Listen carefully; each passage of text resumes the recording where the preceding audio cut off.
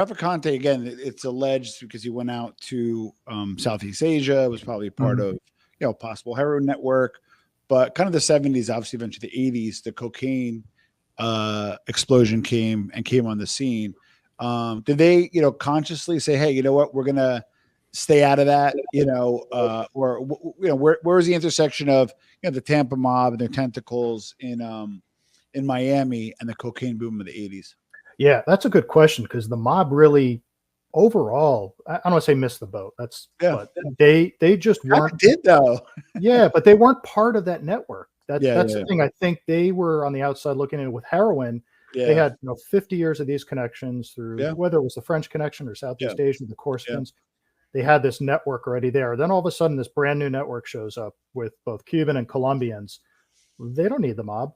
They don't really need them. So, the mob guys become the customers. They become now almost the street level guys. They're Yeah, not the wholesalers anymore. They're buying from yeah, the Colombians and the Cubans, and especially in Miami. And demographics plays a lot. You see, you look in the 1960s, there's this great thing called the mayor's list of hoodlums. You can find it online, I think, but yeah, dozens of wise guys that live in Miami-Dade County.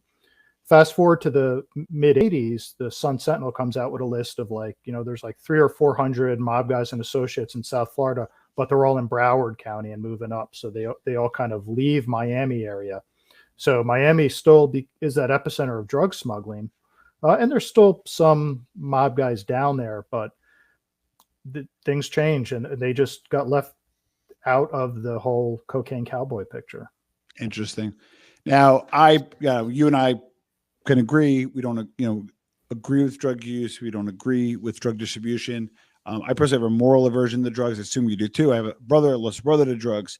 But looking outside in from a business perspective, did the mafia miss the boat by not doing, like maybe earlier on, influencing their 26 city influence, saying, hey, we could do your distro for Coke. We already have a heroin pipeline. Or do you think maybe in the long run, it might have been the right move because it might have been past the pale of government tolerance? What are your thoughts there?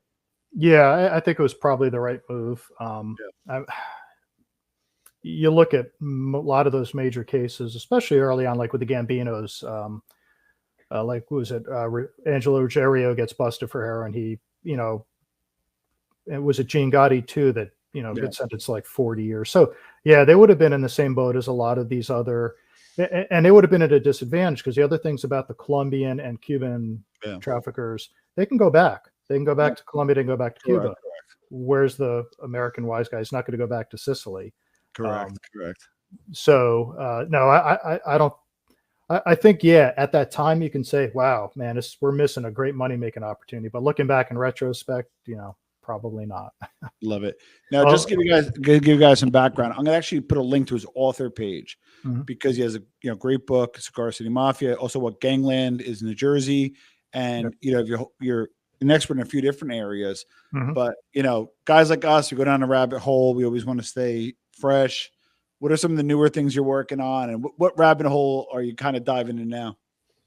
So I just in May of 2022, my book Hitman about the East Harlem Purple Gang will be coming out. It's the first kind of overview, just an overview of that group, and never been written about before. Yeah. And then my next deep dive, I have a couple ideas. One of which that I've been kicking around for a while, and through a couple recent serendipitous timing things, maybe potentially a book on Jerry Katina, who is, I think, probably. I always said, I wouldn't give him like Tony Batter status. I might be pushing it, but I want to put him up there as maybe top 5 guys you never heard of. Oh, absolutely. And he was so powerful in New Jersey. Yep. And again, you want to talk about when that book comes out, I'll come back. We could talk about his business acumen of, talk about someone who really from the beginning invested a ton of money to various legitimate business, everything from Bally Gaming to all kinds of stuff. Yep. And then it's interesting because I always say, the Genevieve's power is most powerful then, most powerful now. And, us being Jersey guys, I hate to say this, but guys like Jerry Katina, guys like Bobby Manna, Richie the Boot, like there's a whole bunch of core guys that were Wales and the Genovese family that were Jersey centric. And what I find interesting about it is it gets overlooked, you know? Oh, absolutely. Well, look, when my book Garden State Gangland came out, quick plug. That came out 3 years ago. That was the first ever overall history of the mob in Jersey.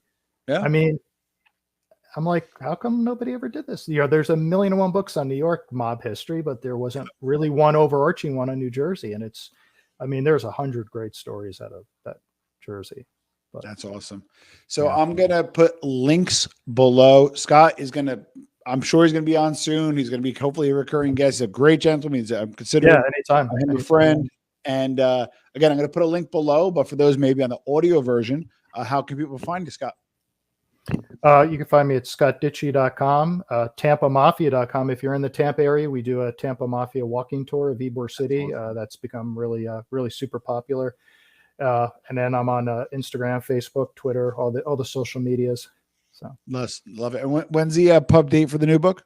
Right now, the latest I saw is May 2022. I think like May 15th, 2022. The new book will be coming out. In fact, I just got the proofs earlier today, so I'm going to go look through them. I'm excited, and I'll be the first in line. So, Scott, thank you very much for being on the Armchair MBA. Absolutely. Thanks a lot, Tom. Appreciate it. My pleasure.